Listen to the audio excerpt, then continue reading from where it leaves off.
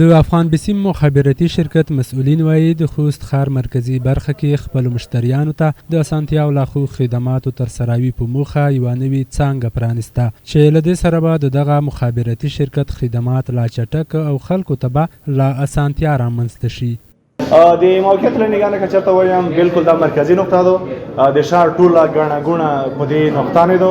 دغه په اساس هغه په خاطر باندې موږ دا غزي انتخاب کړو چې د خلکو رسیدګي د هر طرف نه تاسو نه ده او د شهر ګڼه ګوڼه هم ټول هم دلته د خاطر نه چې یو ډیر په اساس وی آی پی او یا په معیارونو برابر یو بل څنګه شروع کړه او یا مې افتتاح کړه الحمدلله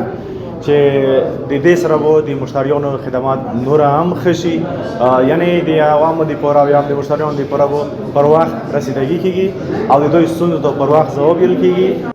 د افغان بسیم مخابراتي شرکت یو شمېر مشتریان د دې شرکت له خدماتو د رضایت تر څنګ غوښتنه کوي چې په ولسوالیو کې خپلې مخابراتي دستګاوې لا قوي او خلکو ته د لا ښو خدماتو په موخه د انټرنیټ سرعت د 4G خدماتو ته لوړ کړي.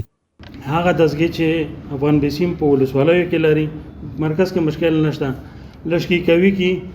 او هغه کومې چې 4G شوي نه دي یا 4G کې کومې چې کمزوري دي یا لشکي کوي کې بله غوښتنه هم دا ده چې دا شي توسې په هغه کې دومره هغه نه وي خو مشرونو ته دا خبره باید ورڅوي چې اوس اقتصادي مشکلات دي مقصد لشکي د بای په انټرنیټ کې په غږیزو کسړو کې یو څه سر کامې کې دا به ډېره ښه وي. دا چې دفتر نوی دی اوس پرایدوی کور پاته موږ ته لګېږي نه چې په کوم بخش کې روان دي خو دې نه دا غوښتنه کوو چې نورو خلکو په رقم خلک په کتور کې ونه دروي خلکو ته ډیر کې مراجعین داسې نه وي چې لکه بېګناه ملک مو دی د دغې افغانستان دا راکنځل چې بیا زه په خاورو کې دته په انتظار کې وي لوړ شي د سیم کارټ کوي.